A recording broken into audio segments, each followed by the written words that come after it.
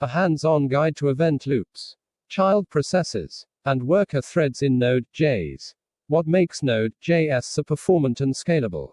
Why is Node the technology of choice for so many companies? In this article, we will answer these questions and look at some of the advanced concepts that make Node.js unique. We will discuss JavaScript developers with a deeper understanding of Node.js reportedly earn 20–30% more than their peers. If you are looking to grow your knowledge of Node.js, then this blog post is for you. Let's dive in. A process is an executing program or a part of an executing program. An application can be made out of many processes. Node.js runtime, however, initiates only one process. A thread is a basic unit to which the operating system allocates processor time. Think of threads as a unit that lets you use part of your processor. An event loop is a continuously running loop, just like a while loop. It executes one command at a time. More on this later. For now, let's think of it as a while loop that will run until Node has executed every line of code. Console.log task 3. What happens when we run this code? It will first print out task 1, then task 2, and then it will run the time-consuming for loop. We won't see anything in the terminal for a couple seconds, and finally it will print out task 3. Node puts all our tasks into an events queue and sends them one by one to the event loop. The event loop is single-threaded and it can only run one thing at a time.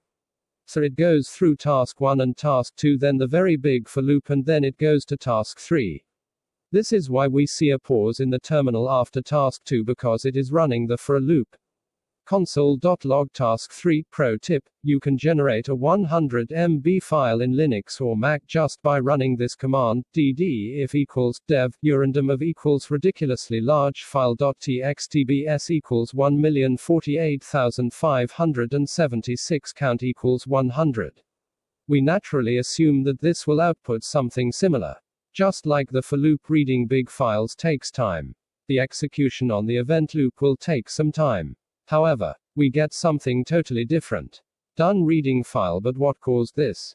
How did task 3 get executed before the file was read? Well, let's take a look at the visuals below to see what's happening. I/O tasks, network requests, and database processes are classified as blocking tasks in Node.js. So whenever the event loop encounters these tasks, it sends them off to a different thread and moves on to the next task in events queue. A thread gets initiated from the thread pool to handle each blocking task. When it is done, it puts the result in a callback queue. When the event loop is done executing everything in the events queue, it will start executing the tasks in the callback queue.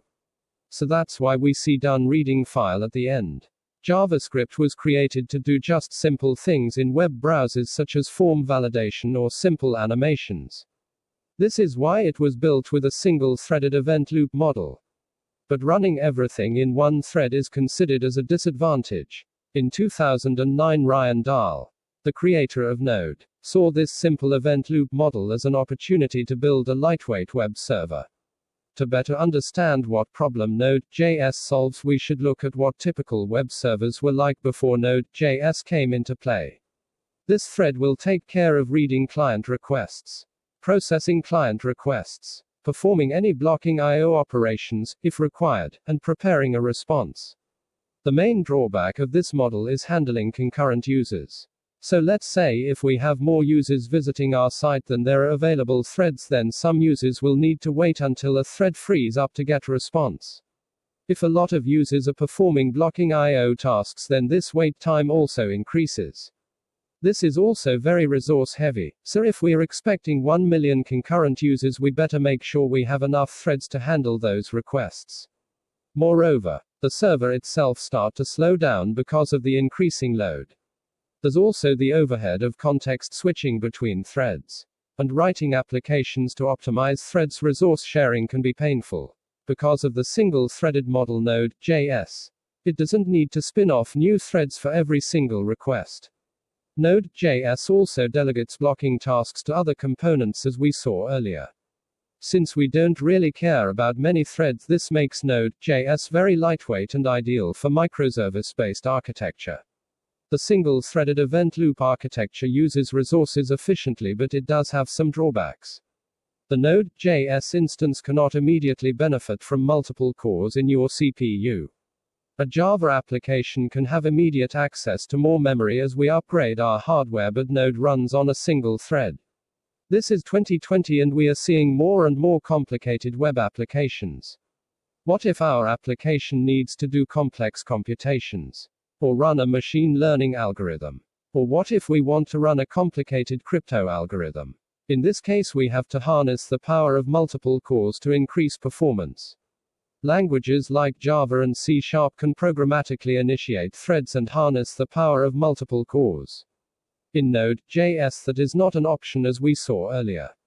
Node's way of solving this problem is child process. The child process module gives Node the ability to spawn child processes by accessing operating system commands.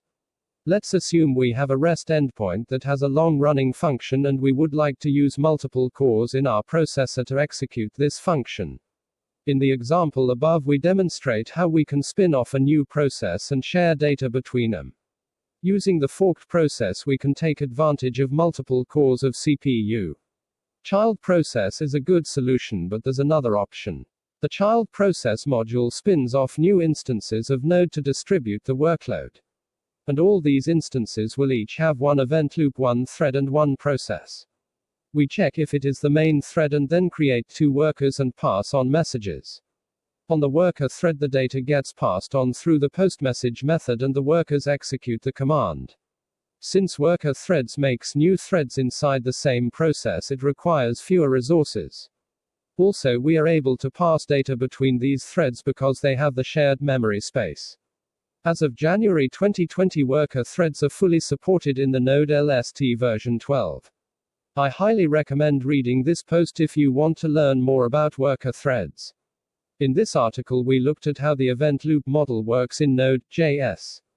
And we discussed some of the pros and cons of the single-threaded model and looked at a couple of solutions. We didn't go over all the functionalities of child process and worker threads. But I hope that this article provided you with a brief introduction to these concepts and why they exist. Please let me know if you have any feedback. Until next time, learn to code for free. FreeCodeCamp's open source curriculum has helped more than 40,000 people get jobs as text source, freecodecamp.org.